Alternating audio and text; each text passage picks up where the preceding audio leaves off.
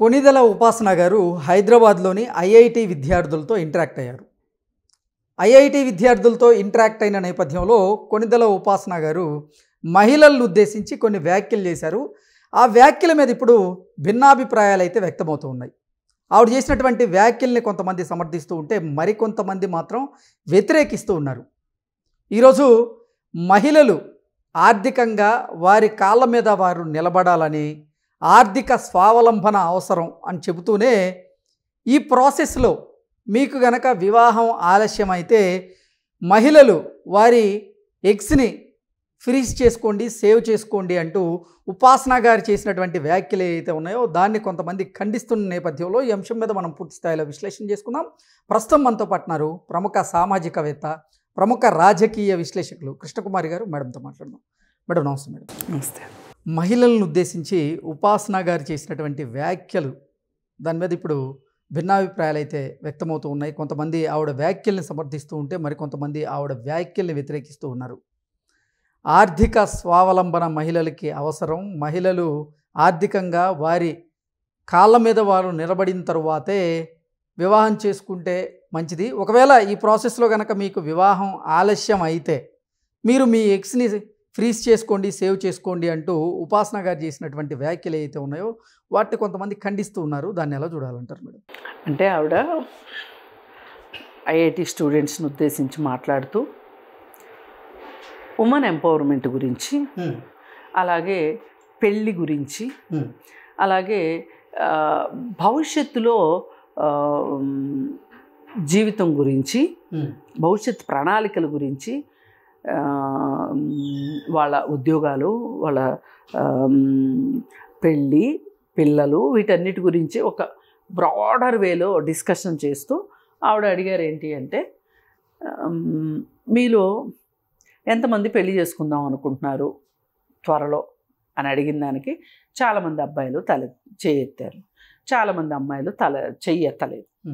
అయితే ఆవిడ ఏం చెప్పారంటే, మీరు ఆడపిల్లలు మీ జీవితంలో వృత్తిలో కానీ ఆర్థికంగా కానీ నిలదొక్కుకోవాలి, నిలదొక్కున్న తర్వాతే పెళ్లి చేసుకోవాలి అనుకుంటే కనుక మీ ఎగ్స్ని ఫ్రీజ్ చేసుకోండి. ఓకే, ఎగ్స్ని ఫ్రీజ్ చేసుకుంటే భవిష్యత్తులో మీకు అరే నేను సకాలంలో పెళ్లి చేసుకోలేదు, సకాలంలో పిల్లల్ని కనలేదు అనే ఒక భయము, బాధ మీకు ఉండదు. అది ఒక రకంగా ఒక ఇన్సూరెన్స్ లాగా, ఒక బిగ్గెస్ట్ ఇన్సూరెన్స్ అని చెప్పారు, ఒక ధీమాలాగా, ఒక భీమాలాగా పనిచేస్తుంది అది అని ఆవిడ చెప్పుకుని వచ్చారు.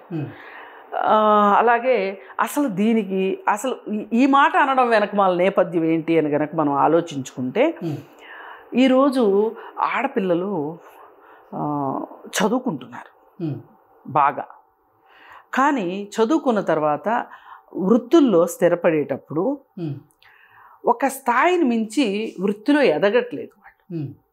ఎందుకు ఎదగట్లేదు అని చూస్తే గనక మన దగ్గర పిల్లలను కనడం, పిల్లల పెంపకం కేవలం ఇది మహిళల బాధ్యత అనే ఒక అభిప్రాయం సమాజంలో ఉంది. దీనివల్ల ఏం చేస్తున్నారు అంటే, నువ్వు ముందు పెళ్లి చేసుకో, పిల్లలను కనేసేయి, తర్వాత నువ్వు వృత్తిలోకి వెళ్దు కానీ అని చెప్తున్నారు.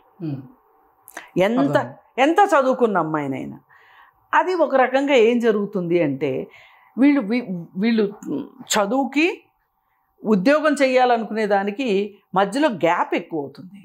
ఈ గ్యాప్లో పెళ్ళి, పిల్లలు వచ్చేస్తున్నారు.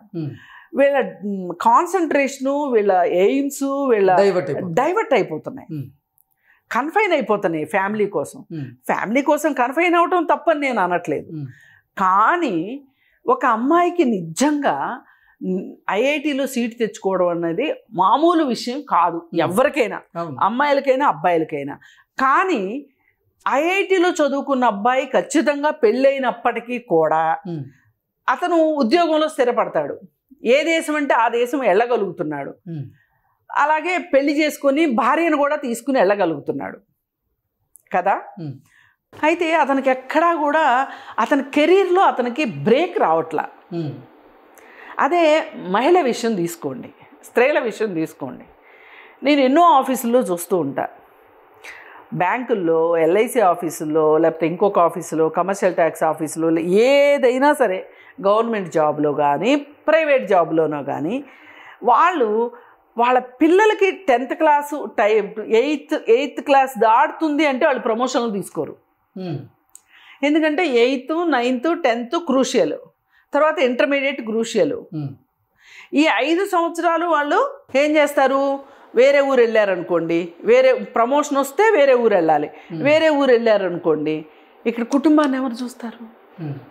అందుకని వాళ్ళు ఏం చేస్తున్నారంటే వాళ్ళకి ప్రమోషన్ వచ్చినా కానీ ప్రమోషన్ తీసుకోకుండా ఉన్న పొజిషన్లోనే ఉండిపోతున్నారు, ఉన్న ఊర్లోనే ఉంటున్నారు. అవసరమైతే ఇంకో బ్రాంచ్కి మారుతున్నారు తప్పితే ప్రమోషన్ తీసుకోవట్లా. కానీ ఇలా ప్రమోషన్ని ఆపుకుని ఉంటున్న పురుషులు ఉండట్లే. ఇది ఒకనాటి కథ. ఇప్పుడు ప్రజెంటు మరి ఈ ఐఐటి చదివిన అమ్మాయి అబ్బాయి అనుకుందాం. ఇందాకేమనుకున్నాం, ఐఐటి చదువుకున్న అబ్బాయి శుభ్రంగా పెళ్లి చేసుకుంటాడు, ఏ దేశం అంటే ఆ దేశం వెళ్తాడు, వృత్తిలో అతనికి ఎక్కడ ఆటంకం రాదు. మహిళ దగ్గరికి వచ్చేసరికి ఈమె ఐఐటి చదివింది అయినప్పటికీ కూడా పెళ్లి చేసేసుకుంటే గనక ఈమె బ్రేక్ తీసుకోవాల్సిన పరిస్థితి వస్తుంది. ఈ బ్రేక్లో ఈమె వెనకబడిపోతుంటుంది. అందుకే ఆనంద్ మహీంద్ర గారు ఒకసారి ఒక ట్వీట్ పెట్టారు. నేను నా జీవితంలో మర్చిపోలేని ట్వీట్ ఏదన్నా ఉంది అంటే, అంతకుముందే నేను చాలా పెద్ద బిగ్ ఫ్యాన్ని ఆనంద్ మహీంద్ర గారికి. మగవాళ్ళకి ఆడవాళ్ళకి పరుగు పందెం పెట్టారు. మగవాళ్ళకి ఏమీ లేవు, షూస్ గీసు వేసుకున్నారు, చక్కగా ట్రాక్ సూట్ వేసుకున్నారు, వీళ్ళు పరిగెడుతున్నారు. లేడీసు అంటే ఇది ఆఫీస్లో జరిగిన మేల్ అండ్ ఫిమేల్ వర్కర్స్ గురించి కంపారిజన్ కోసం అనమాట. ఈ లేడీస్కి, ఒక లేడీకి పిల్లలో సంకలో పిల్ల, ఒక లేడీకి స్టవ్ కట్టుకుని ఉంటుంది ఆ ఒంటికి, ఇంకొక లేడీకి ఒక వాషింగ్ మిషన్ కట్టుకొని ఉంటుంది. ఇట్లా అంటే కుటుంబ బాధ్యతలు మహిళల్ని కట్టేస్తున్నాయి. మరి పరుగు పందెంలో ఇద్దరు ఒక సమానంగా ఎట్లా పరిగెడతారు అనేది ఆనంద్ మహీంద్ర గారి ఉద్దేశం. నాకు అది చాలా నచ్చింది. అయితే దానికి కొనసాగింపుగా ఇప్పుడు ఆయన ఎందుకు ఆ ట్వీట్ పెట్టగలిగాడు? ఉద్యోగాలు చేస్తున్నప్పటికీ కూడా స్త్రీలు ఇంటి బాధ్యత స్త్రీలపైనే ఉన్నది, ఇక్కడ జెండర్ సెన్సిటైజేషన్ లేదు, జెండర్ ఈక్వాలిటీ లేదు అనేది ఆయన చెప్పదలుచుకున్నారు ఆనంద్ మహీంద్ర గారు. అట్లా కాకుండా పురుషుడు ఉద్యోగం చేస్తాడు, స్త్రీ ఉద్యోగం చేస్తుంటుంది, కుటుంబ బాధ్యతలు ఇద్దరు కలిసి పంచుకున్నారనుకోండి, ఈయన ఒక పిల్లని చంకనేసుకుని పరిగెడుతున్నాడు అనుకోండి, ఆవిడ ఒక వాషింగ్ మిషన్ పట్టుకొని పరిగెడుతుంది అనుకోండి, ఇద్దరు ఒకేలా పరిగెడతారుగా. అది ఇది మనము మన వ్యక్తిగత జీవితాలకు అప్లై చేసుకుంటే ఈ పిల్లల్ని కనడం అనేది పురుషులు చేయలేని పని, స్త్రీలు మాత్రమే చేసే పని. అందుకోసం ఇప్పుడు ఆవిడ ఏమంటున్నారంటే, మీరు చదువుకుని ఉద్యోగాల్లో చేరి మీరు ప్రొఫెషనల్గా నిలదొక్కున్న తర్వాత పెళ్లి చేసుకుని పిల్లల్ని కనండి అని చెప్తున్నారు. ఇది ఉమెన్ ఎంపవర్మెంట్కి ఒక రకంగా ఒక మంచి ఎగ్జాంపుల్ ఆవిడ చెప్పింది. అంటే గుడ్లు ఫ్రీ చేయమని ఎందుకు చెప్పింది? ఇప్పుడు మామూలుగా ఒక మహిళకి 25, 27, 30 సంవత్సరాల లోపు నాణ్యమైన గుడ్లు ఉంటాయి, ఎగ్స్. ఆ తరువాత అవి కొంచెం అంటే ఏజ్ పెరుగుతుంది కదా, 30 సంవత్సరాల తర్వాత అంటే ఏజ్ పెరుగుతుంది కాబట్టి క్వాలిటీ ఎగ్స్ ఉండవు కాబట్టి మంచి పిల్లలు పుట్టరు అనే ఒక ఉద్దేశంతో ఇప్పుడు చాలామంది చేస్తుంది ఏంటి అంటే, ఇలా వ్యాపారాల్లో ఉండాలనుకునే వాళ్ళు, లేదంటే ఉన్నతమైన ఉద్యోగాల్లో స్థిరపడాలనుకునే వాళ్ళు ఎగ్ బ్యాంకుల్లో ఎగ్స్ ఫ్రీ చేసుకుంటున్నారు. వాళ్ళు ఎప్పుడైతే పిల్లల్ని కనాలనుకుంటున్నారో అప్పుడు వాళ్ళ ఎగ్స్ తోటి వాళ్ళు పిల్లల్ని కంటున్నారు. ఇది నిజానికి ఎంతవరకు ప్రాక్టికల్ అని చూస్తే అందరికీ ఉపాసన గారి లాంటి అవకాశాలు ఉంటాయని మనం చెప్పలేము. ఎందుకంటే ఆమె వెనకమాల ఒక పెద్ద హాస్పిటలే ఉంది, ఆవిడ చేసుకున్నారు. మరి అక్కడున్న వాళ్ళల్లో ఎంతమందికి అది ఆ అవకాశం ఉంటుందో, కానీ చాలామంది చేస్తున్నారు. ఒక్క ఉపాసన గారే చేశారని కాదు, చాలామంది చేస్తున్నారు. దానివల్ల నష్టం ఉంటుందా లాభం ఉంటుందా అనేది ఇప్పుడు డిస్కషన్ కాదు. కాకపోతే ఆవిడ ఏం చెప్పారు, ఆవిడ చెప్పదలుచుకున్న ఉద్దేశం ఏంటంటే, మనం ఎంతసేపు ఎగ్స్ గురించే మాట్లాడుకునే దానికంటే కూడా ఆవిడ ఆడపిల్లలు కూడా వాళ్ళ శక్తి సామర్థ్యాలకు తగ్గట్టు చదువుకోవాలి, వాళ్ళ కాళ్ళ మీద వాళ్ళు నిలబడాలి, ఆర్థికంగా స్థిరంగా ఉండాలి. అలాగే ఆర్థిక స్వావలంబన అంటారు, ఉమెన్ ఎంపవర్మెంట్, ఎకనామిక్ ఎంపవర్మెంట్ అంటారు.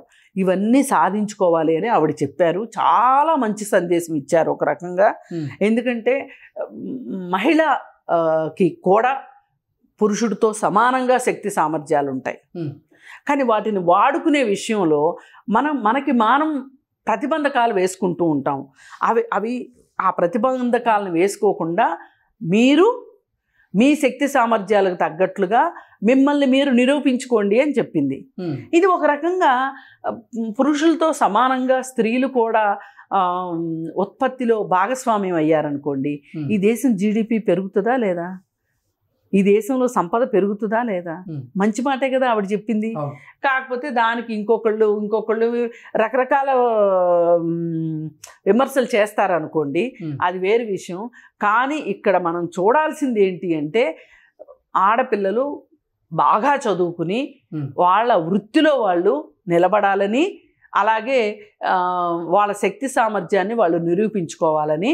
ఇలా జరగాలి అంటే కుటుంబం సపోర్ట్ కావాలి.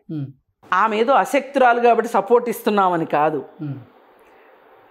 ఆమె పిల్లల్ని కనాలి, అది ఒక ఎడిషనల్ రెస్పాన్సిబిలిటీ కాబట్టి, పిల్లల్ని పెంచడం కూడా ఒక ఎడిషనల్ రెస్పాన్సిబిలిటీ కాబట్టి భర్త కూడా సపోర్ట్ చేయాలి, కుటుంబం సపోర్ట్ చేయాలి. ఇది కుటుంబాల్లో రావాల్సిన మార్పు ఇది. Okay madam, thank you.